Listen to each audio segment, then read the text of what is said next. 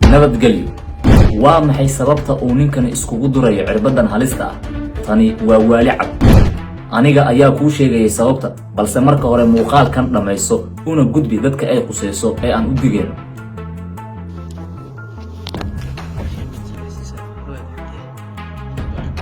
كان قدري دعواني ساحة دعواني ساحة لا حول ولا قوة البدل ما لجوغالا البدل المروها ورأيت كقادين koox ka kooban wiilal iyo gabdho ayaa hadda qaadanaya cirbadan Bethadine guri ku yaala magaalada Muqdisho.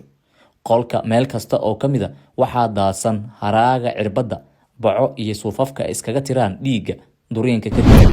dadka isticmaala daraagiskan halista ah in yar mooyee inta kale lama gabadaan oo waxay si toos ah u tagaan farmashiyada magaalada Muqdisho iyaga oo iibsanaya daraagiskan halista ah.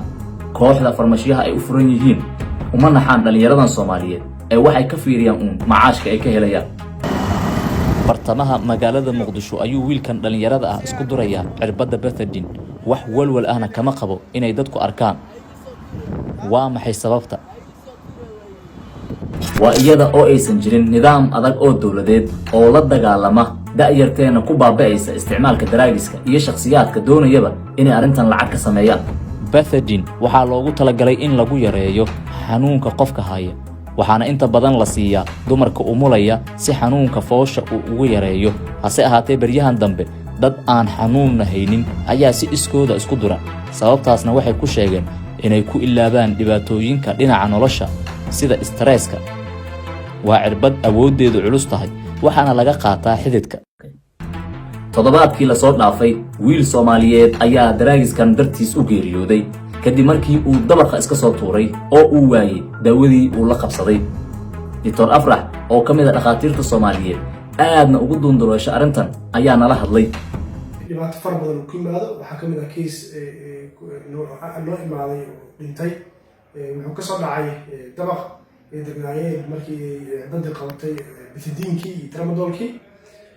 sidoo kale waxaa kamid ah qofka inuu dareemo jarays, qandho, laf xanuun, inuusan shaqadii aadi karin, xanaaqiisu u bato, kuwa qaarna ay drowsiness iyo wareer ay lahaanayaan.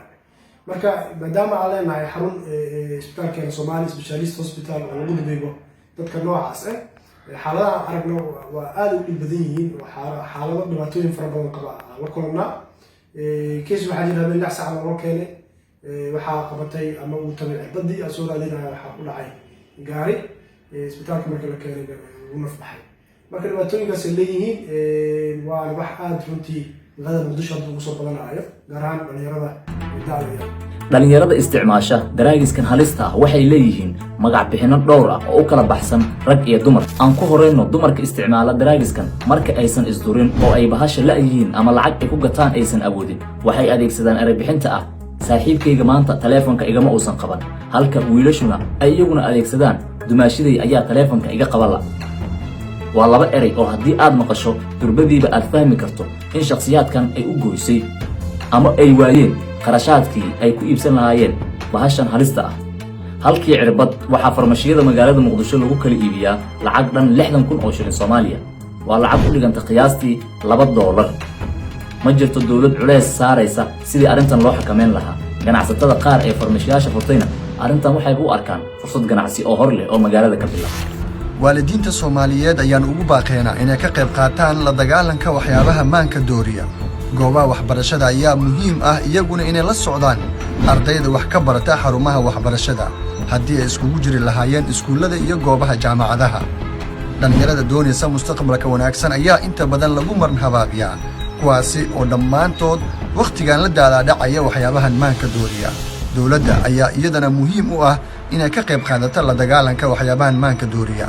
culummada oo iyadana laga doonayo inay ka wacyigeliyaan dhalinyarada mustaqbal kale ayaa iyaguna qayb muhiim ka qaadan karo haddii ay ka mid noqdaan dadka la dagaalamaya waxyaabaha maanka dooriya ee hadda ku sii badanaya Soomaaliya.